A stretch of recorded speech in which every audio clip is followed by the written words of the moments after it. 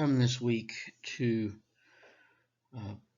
Bonhoeffer's Discipleship's chapter 6, which deals entirely with an exposition of the Sermon on the Mount. This week we're going to look only at section 5, which in my text covers roughly 50 pages.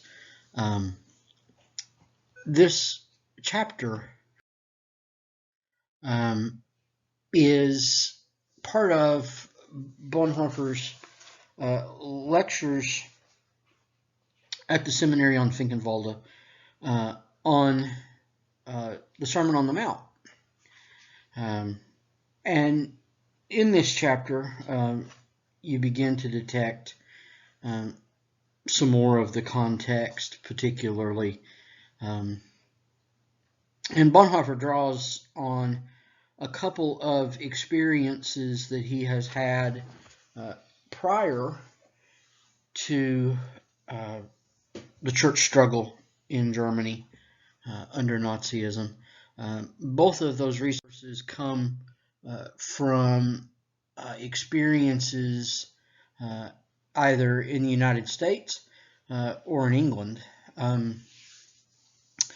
One of the fellow students at Union Seminary when Bonhoeffer was there was a Frenchman, Jean Lasserre.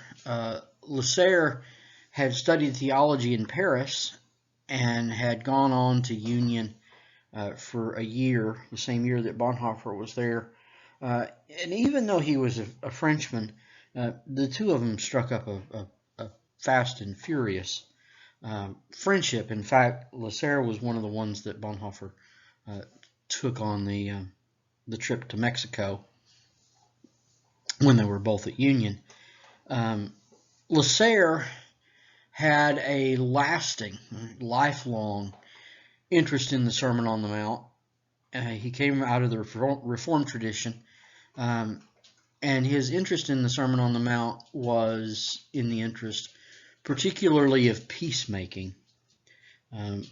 Lasserre went on after his experience with Bonhoeffer to become one of the leaders in the international movement for Christians in peacemaking. And Lasserre had developed, or was developing as a student, a rich understanding of the Sermon on the Mount as the central text of Christian obedience and Christian living in the world. And it was a perspective that Bonhoeffer was drawn to as a student, and was one that really, it hadn't been at the forefront of his understanding of Christian faith. And while Bonhoeffer was a pastor in England a couple years later, he encountered the Bruderhof.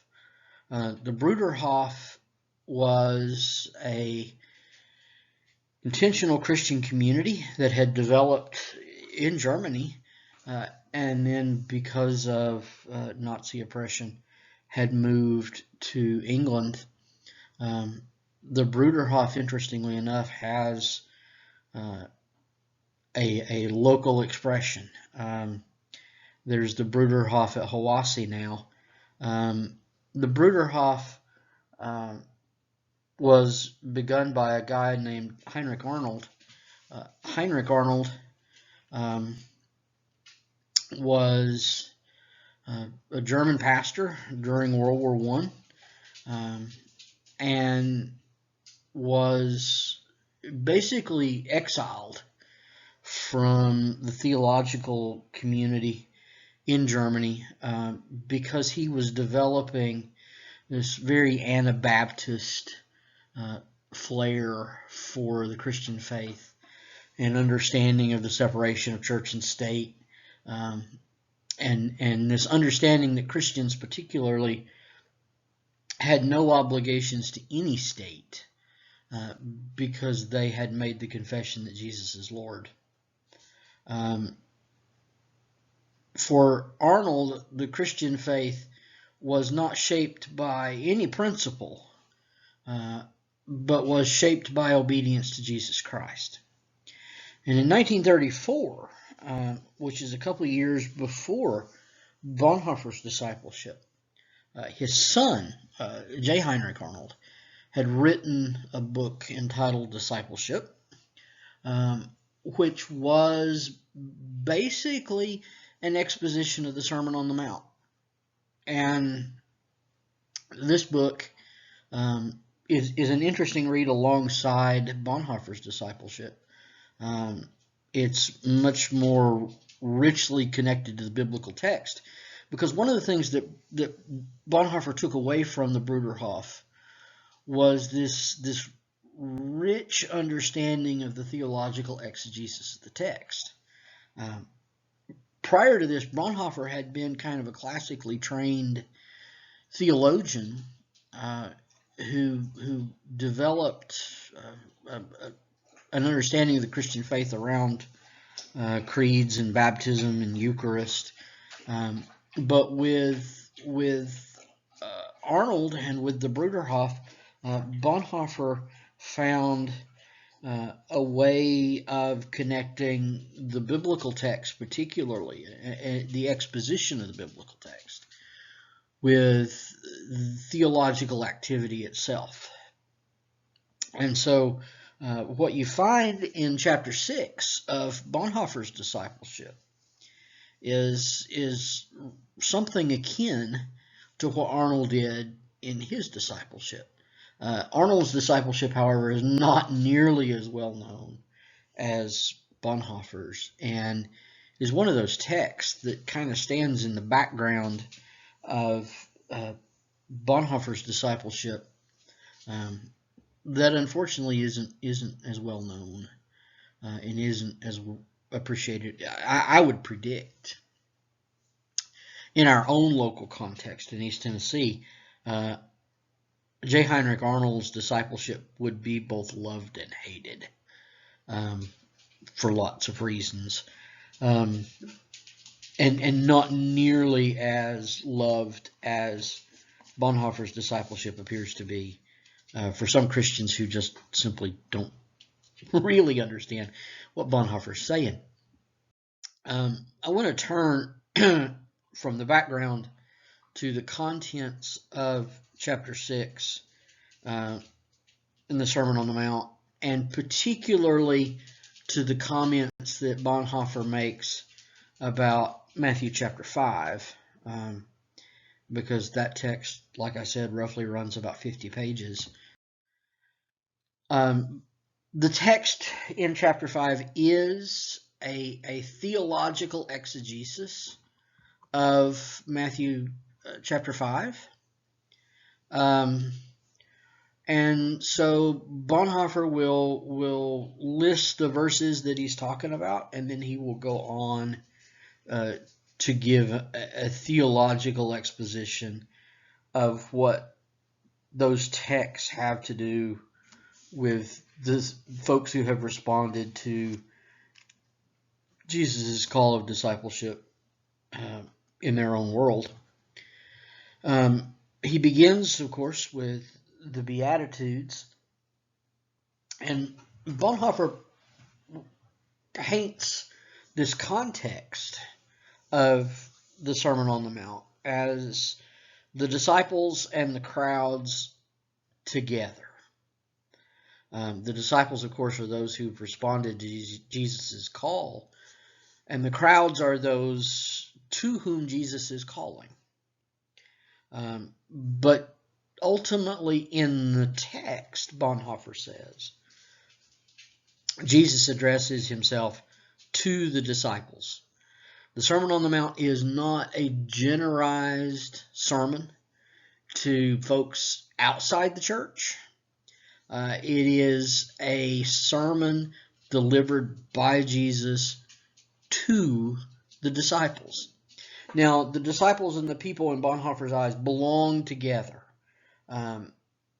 When Jesus issues the call to discipleship, he issues it to the persons in that crowd.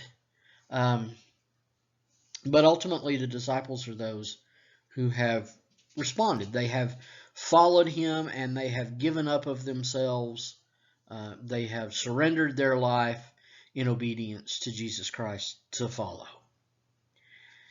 And the rest of the Beatitudes then for Bonhoeffer are Jesus calling disciples blessed who have separated themselves, or been separated more appropriately by following Christ's call, from the crowd.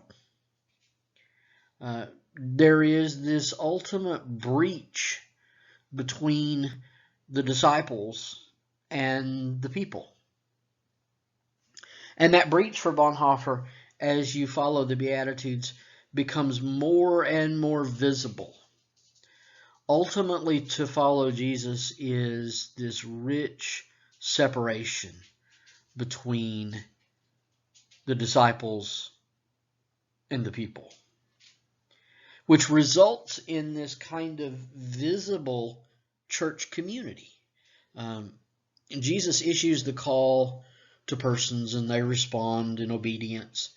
And those persons are then bound together in a visible, incarnational embodiment of Christ in the world.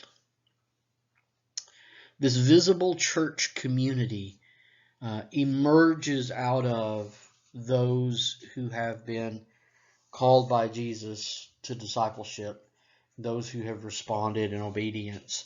And this visible community for Bonhoeffer is absolutely essential for the world to see its distinctiveness. In order for the world to be the world, disciples have to be Christians. Disciples have to be the body of Christ. The church has to be obedient to Jesus. And this visible church community, not an idealized church community, this visible church community is the way in which God represents to the world the alternatives of what the world has to offer. And that alternativeness is grounded in the righteousness of Jesus Christ. Discipleship for Bonhoeffer is the allegiance to follow Christ alone. And in following Christ, in putting ourselves in submission to Jesus, we find ourselves crucified. We find ourselves dead with him. We find ourselves ridiculed and rejected and ultimately killed. And it's in that death, in that submission to the cross for Bonhoeffer, that you are then freed to live the law. And Bonhoeffer in this way connects the Old Testament and its fulfillment in Jesus, not simply as Jesus being the fulfillment of the prophecies, but Jesus as the embodiment of God's desire in the world, which was given to Israel, and it comes to fulfillment in him, in Jesus. And because the church is the body of Christ in the world, it becomes obedient to Jesus through its obedience to the law. You don't find your salvation in the law. You don't find your salvation in doing things. You find your salvation in the cross, in what God has done in Jesus Christ in the world. That is the righteousness of Christ. He was obedient even to the point of death, to quote Paul. And in that obedience, Christians follow the way. Christians follow the way of Jesus Christ.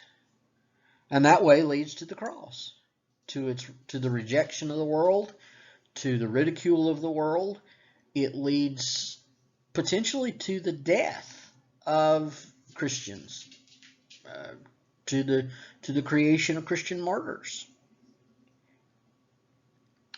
And that obedience to Jesus Christ then becomes an expression of life found in the Old Testament law. Not as a set of principles, but as this radical understanding that God has been desiring something different for the human race from the start. God has been desiring something unique, an alternative for the world. That alternative was expressed in the Old Testament, and that alternative continues in the church. Now, it doesn't take much to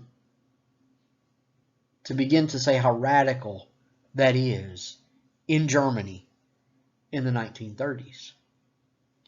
Because here Bonhoeffer is saying that the Jews have had from the start what God desires for the human race. In the giving of the law, Bonhoeffer says, God gave grace to Israel. And Israel was given an alternative to the world. Now, granted, it failed. But that desire of God, that God's will for the alternative to the way in which the world works, the world's schemes of death and destruction, the alternative to that is found in the Old Testament Torah, which is ultimately only lived in obedience by Jesus Christ himself. In going to the cross, Jesus lived the fulfillment of the Torah. And God's desire for the world was made manifest fully to the world.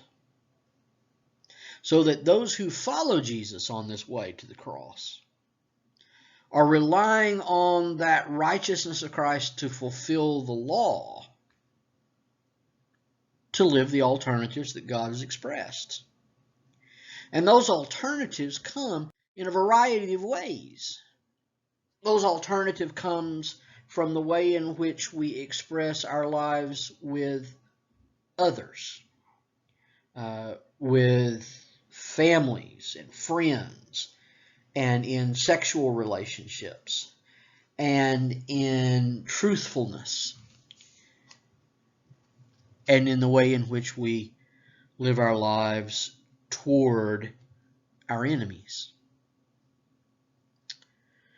Some of the most important sections about the Sermon on the Mount in chapter 5 from Matthew are found in Bonhoeffer's sections on truthfulness and retribution. Bonhoeffer says that there is a problem for Christians in expressing this alternative to the world, in taking oaths. Now, you should let the Aryan paragraph kind of ruminate in the back of your head when you hear this. When you see what Bonhoeffer has to say about the taking of oaths, you should be thinking, "No, that's the Aryan paragraph." I want to read just a section. This is from page 101, the last couple of paragraphs about truthfulness. The command of complete truthfulness is only another way of expressing the total claim of discipleship. Only those who are bound to Jesus in discipleship stand in complete truthfulness. They have nothing to conceal from their Lord. They live unveiled before Him. Jesus knows them and places them into the truth. They're revealed as sinners before Jesus. They did not reveal themselves to Jesus, but as soon as Jesus revealed Himself, to them in his call, they knew themselves revealed in their sinfulness. Complete truthfulness emerges only from sin that is unveiled and forgiven by Jesus. Only those who stand in the truth by confessing their sins before Jesus are not ashamed of the truth whenever it must be told. The truthfulness which Jesus requires of his disciples lies in the self-denial which does not conceal sin. Everything is illuminated. Everything is revealed and illuminated. Because the first and last concern of truthfulness is the revealing of persons in their whole being, in their evilness before God. Such truthfulness is resisted by the sinner. That's why it's persecuted and crucified.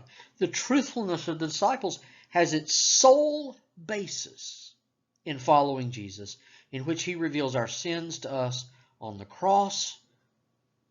Only the cross as God's truth makes us truthful.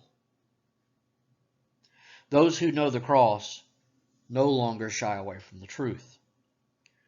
Those who live under the cross can do without the oath as a commandment establishing truthfulness, for they exist as the perfect truth of God. There is no truth toward Jesus without truth toward other people. Lying destroys community, but truth rends false community and founds genuine fellowship. There is no following Jesus without living in the truth unveiled before God and other people. Bonhoeffer understands this very rich notion of, not taking an oath and instead living the truth as the embodiment of obedience to Jesus in taking the way of the cross. There is no speaking out of both sides of your mouth. When you claim Jesus is Lord, the claim that you make enacts an alternative. It creates for those who follow Jesus in obedience an alternative for the need to take an oath. An oath, of course, binds you to what you claimed in the oath. Obedience to Jesus Christ, following in the way of the cross,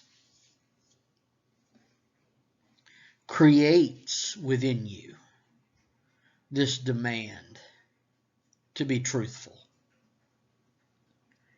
It isn't like it's something we do. It's done for us. We have been exposed in our sinfulness before the cross. And in that exposure, we have learned to be truthful about ourselves.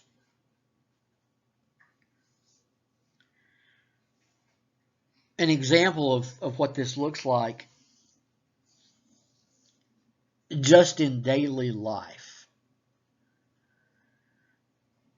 is when I tell people, don't ask me if I'm a Christian. I'm pretty good at my self-deception. I'm pretty good at not telling the truth if you rely on me. If you want to know if I'm a Christian, ask those who know me best. Ask my wife, ask my friends. They'll tell you whether I'm a Christian or not. They won't be as self-deceived. In our exposure before the cross, we know our sinfulness. And we know our sinfulness only as we know the mercy of Jesus. Known sin is forgiven sin. And in living before the cross, Christians learn to tell the truth, because the cross is the truth of the world. Living before the cross also, because it is obedience to Jesus Christ, creates the forgiveness of enemies. Just as we have been forgiven, we are to forgive. And so Bonhoeffer connects Jesus's preaching in the Sermon on the Mount. You've heard it said, an eye for an eye and a tooth for a tooth. Well, I tell you, he connects that with political life. I'm going to read just a section from, this is from Retribution. With this statement, Jesus releases his community from the political and legal order, from the national form of the people of Israel, and makes it into what it truly is, namely the community of the faithful that is not bound by political or national ties. God's chosen people of Israel did exist in a political form in which, according to the divine will, retribution consisted of returning a blow for a blow. For the community of disciples, which makes no national or legal claims for itself, retribution means patiently bearing the blow, so that evil is not added to evil. That is the only way community can be established and preserved. Bonhoeffer's drawing here on something he had heard Gandhi to say. If you poke out the eye of the offender, the only thing that results is all the world going blind. Instead, you have to learn to live in forgiveness, which requires that any claim to political or national identity is let go.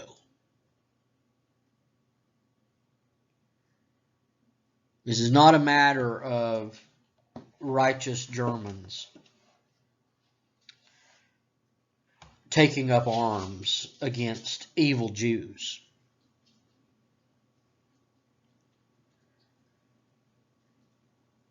If Germans are Christians, they have to learn not to retaliate.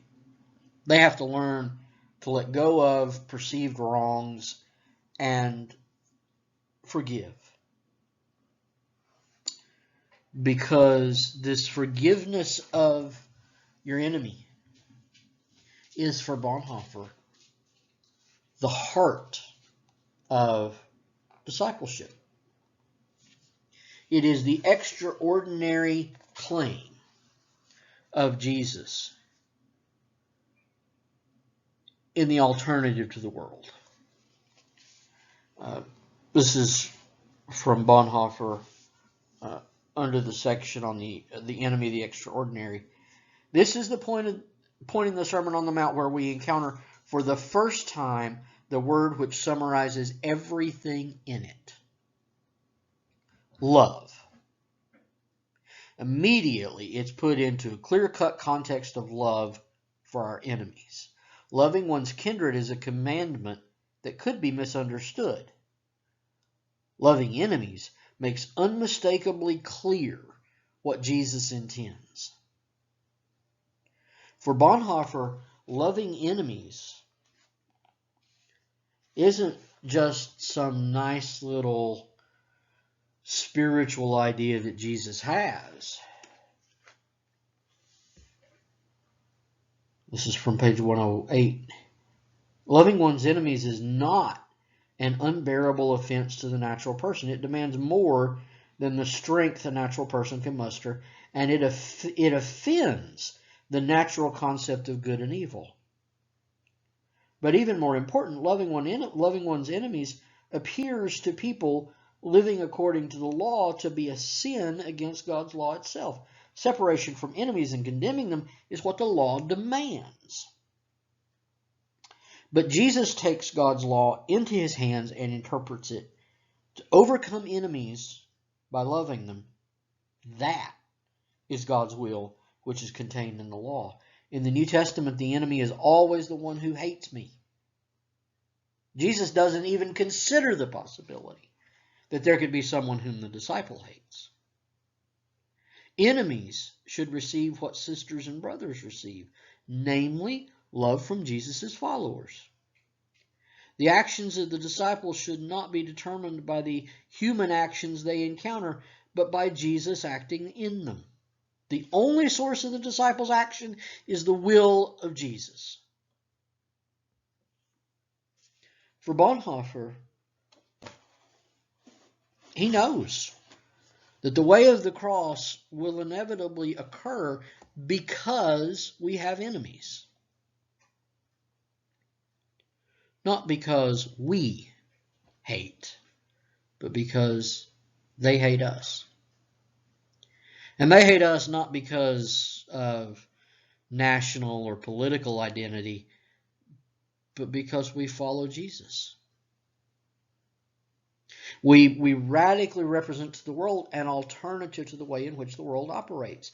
Ours is a new story, a new world that is inbreaking on the old. And loving enemies is a way, in fact, is probably for Bonhoeffer the way in which the world sees its worldliness. Loving enemies is the way of the cross. And these aren't just people who don't like you. These are people who would see you dead.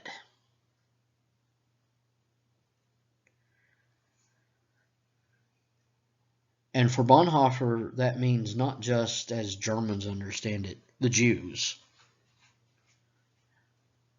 but also other Germans. Because remember, his is a context within which everything in his world is split up into groups. And Bonhoeffer says that the disciples reject that division. It's not a matter of us and them. It's not a matter of sisters and brothers receive my love and enemies receive my hate. No, everybody receives my love.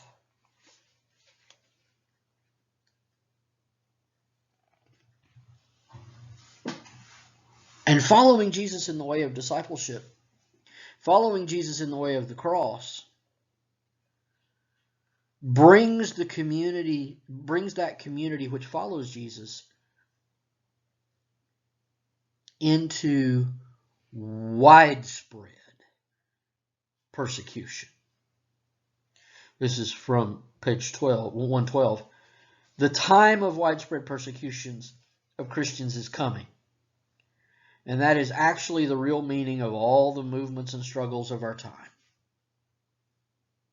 Those opponents intent upon destroying the Christian church and Christian faith cannot live together with us.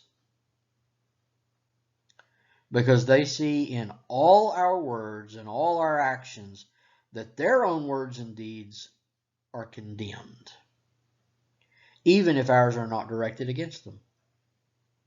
And they are not wrong in seeing this and feeling that we are indifferent to their condemnation of us. They have to admit that their condemnation is completely powerless and negligible. They sense that we do not relate to them at all, as would be quite all right with them on the basis of mutual blaming and quarreling. And how are we supposed to fight this fight? The time is approaching when we, no longer as isolated individuals, but together as congregations, as the church, shall lift up our heads in prayer, lift up our hands in prayer. The time is coming when we, as crowds of people, even if they are relatively small crowds among the many thousands times thousands of people who have fallen away, will loudly confess and praise the crucified and resurrected Lord in his coming again. And what prayer, what confession, what song of praise is this? It is a prayer of most intimate love for those who are lost, who stand around us and glare at us with eyes rolling with hatred, some of whom have already even conspired to kill us. It is a prayer for peace for these distraught and shaken, disturbed and destroyed souls. A prayer for the same love and peace which we ourselves enjoy.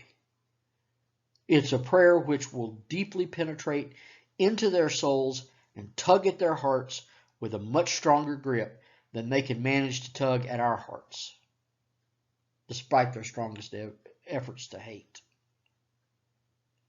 Yes, the church which is truly waiting for its Lord, which really grasps the signs of the time of final separation, such a church must fling itself into this prayer of love, using all the powers of its soul and all the total powers of its holy life.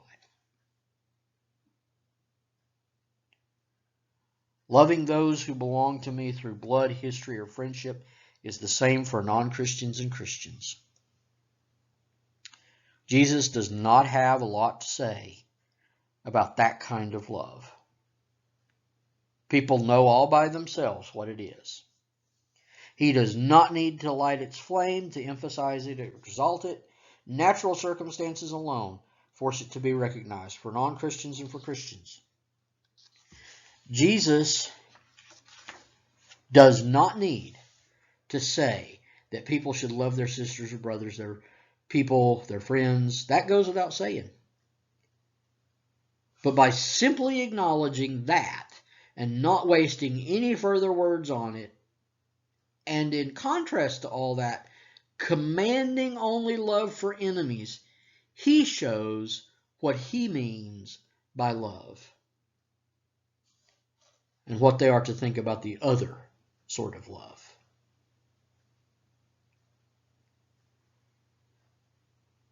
The mistake for German Christians is that they have an understanding of love for friends and family, which is natural. But that's not what Jesus commands. What Jesus commands, the extraordinary claim of Christian discipleship, is love of the enemy.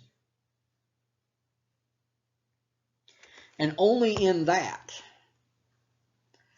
can we reject this very false Protestant ethic that assumes Christian love means love for brothers and sisters only, love for those like you.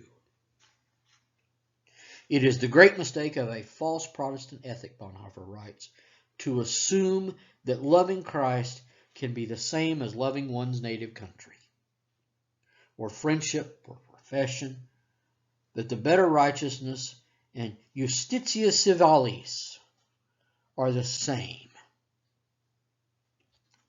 Jesus does not talk that way.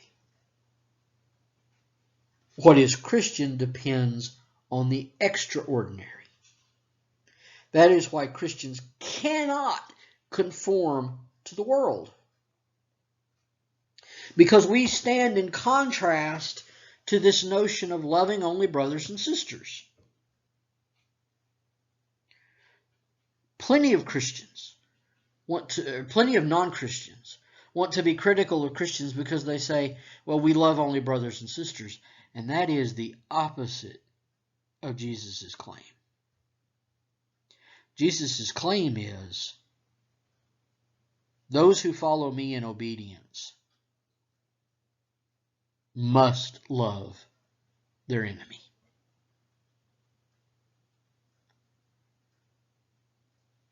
It is a movement away from this very natural expression of love toward those like you into the extraordinary expression of love toward those unlike you.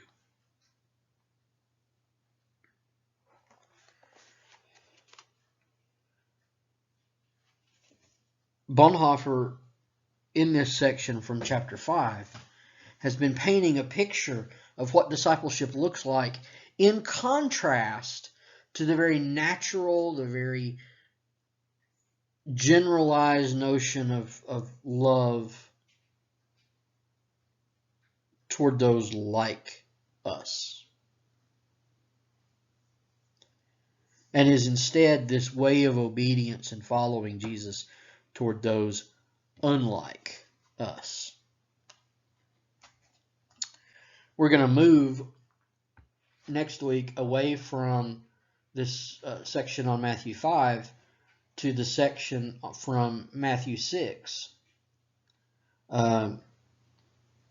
which is not as long, I don't think. No, it's only about 30 pages, but is pretty significant. So for next week, read chapter 6 on Bonhoeffer's comments on Matthew 6, just those pages. Obviously, if you have questions or comments, put them here so we can engage in a dialogue about what we're reading. Or you can message me and I'll do something out there for everyone to engage. We're slowly about halfway through discipleship, and once we finish with discipleship, I want to move to life together, which is a very small text. It's also available for download in the classroom if you don't own a copy, although I would encourage you to go out and get one. I tell people that discipleship is the book that Christians should read. Life Together is the book that church leaders should read. It's pretty significant. But for next week, continue with chapter 6 on Matthew 6.